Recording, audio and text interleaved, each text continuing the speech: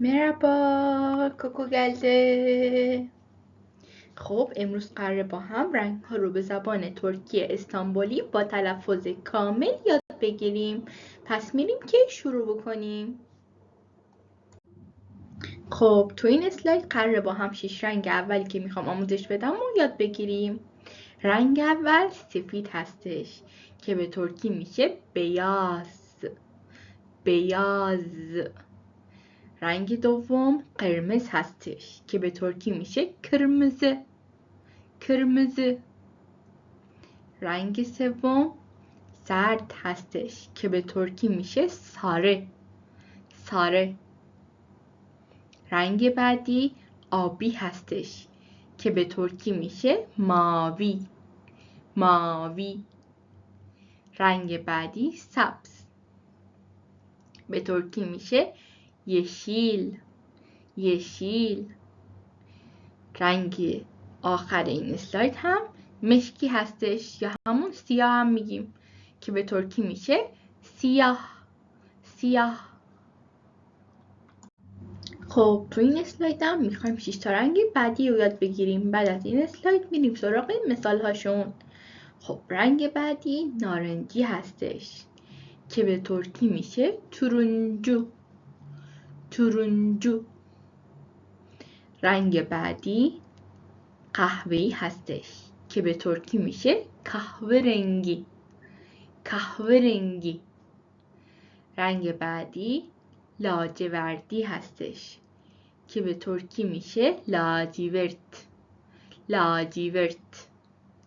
رنگ بعدی بنفش هستش که به ترکی میشه مور.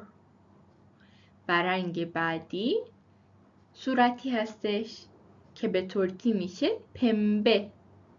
پنبه. و رنگ آخرم توسی هستش که به ترکی میشه گری. گری. خب توی این قسمت میخوایم با هم برای هر رنگ 3 تا مثال خیلی کاربردی یاد بگیریم که این کلمات جدیدی که من استفاده کردم توی این مثال ها خیلی کاربردی هستن و خیلی حتما به کارتون میاد. اینجوری هم رنگا رو تکرار کردیم و هم کلمه های جدید رو یاد گرفتیم. خب الانم توی این صفحه میخوایم با هم مثال های رنگ سفید رو یاد بگیریم و رنگ سفید رو تکرار کنیم. beyaz elbise یعنی لباس سفید. beyaz gül یعنی گل سفید، رز سفید. beyaz koltuk یعنی مبل سفید. خب تو این صفحه میخوایم مثال‌هایی برای رنگ قرمز یاد بگیریم و من سعی کردم که واسه هر رنگ مثال‌هایی بزنم که توی واقعیت وجود داشته باشن. خب الان مثال بعدیمون kırmızı gül هستش. kırmızı gül که همیشه همون گل قرمز یا رز قرمز. مثال بعدی kırmızı biber. kırmızı biber یعنی فلفل قرمز. kırmızı elma یعنی سیب قرمز. خب اومدیم سراغ مثال های رنگ زرد. sarı saç. sarı saç یعنی موی زرد. sarı limon لیموی زرد. sarı muz موز زرد. خب رنگ آبی mavi havlu یعنی حوله آبی. mavi deniz دریای آبی. mavi göz چشم آبی. رنگ سبز yeşil erik یعنی گوجه سبز. yeşil orman یعنی جنگل سبز. yeşil soğan soğan یعنی پیاز چه یعنی پیاز سبز پیاز چه. siyah pantolon یعنی شلوار سیاه یا شلوار مشکی. سیاه kalem یعنی قلم سیاه. سیاه کارگاه یعنی کلاغ سیاه. رنگ نارنجی turuncu oje. turuncu oje یعنی لاک نارنجی. turuncu çanta کیف نارنجی. turuncu portakal. turuncu portakal یعنی پرتقال نارنجی. رنگ قهوه‌ای kahverengi saç یعنی موی قهوه‌ای. kahverengi ayakkabı یعنی کفش قهوه‌ای. kahverengi ekmek یعنی نون قهوه‌ای یا همون که نون جو معمولا این رنگی هست. خب اومدیم سراغ رنگ جذاب لاجوردی. لاجورد gömlek یعنی پیراهن لاجوردی. لاجورد gökyüzü یعنی آسمان لاجوردی. لاجورد halı یعنی فرش لاجوردی. خب ممکنه توی این صفحه و توی بین همین عبارات 3 تا کلمه به نظرتون عجیب بیاد، 3 تا حرف. خب یکیش شبیه اوی انگلیسی هستش که بالاش 2 تا نقطه داره و یکی دیگه‌ش هم شبیه او یوی انگلیسی هستش که بالاش 2 تا نقطه داره و حرف سوم هم یه شبیه آی انگلیسی هستش که بدون نقطه هستش.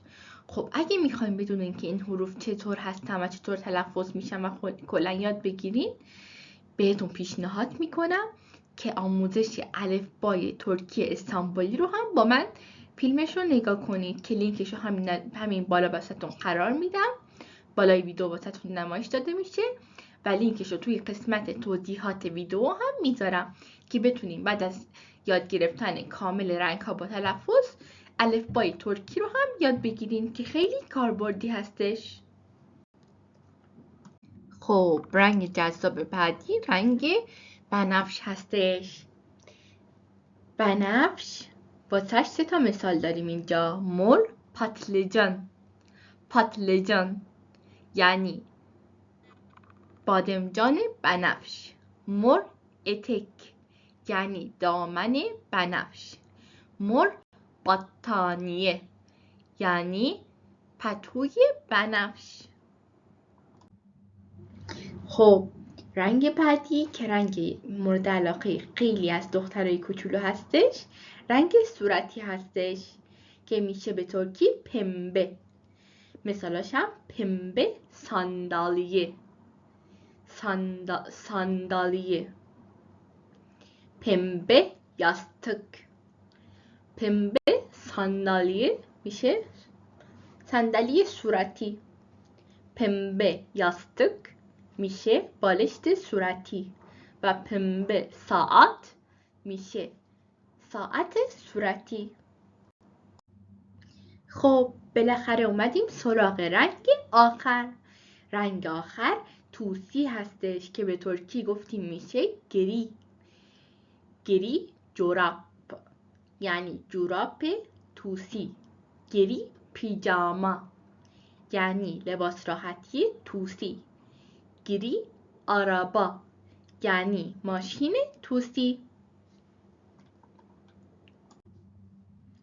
خب قبل از خداحافظی توی این اسلاید میخواستم ازتون یه درخواستی بکنم، اونم این که اگه موضوع خاصی مد نظرتون هست توی زبان ترکی استانبولی که دوست دارید یادش بگیرید رو حتما توی قسمت کامنت ها واسه من بنویسید تا من ظرف چند روز فقط واسهتون یه ویدئوی آموزشی با همون موضوع درست کنم.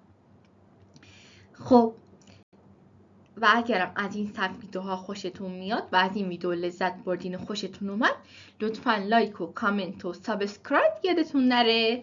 Bir sonraki eğitime kadar görüşürüz. Hoşça kalın.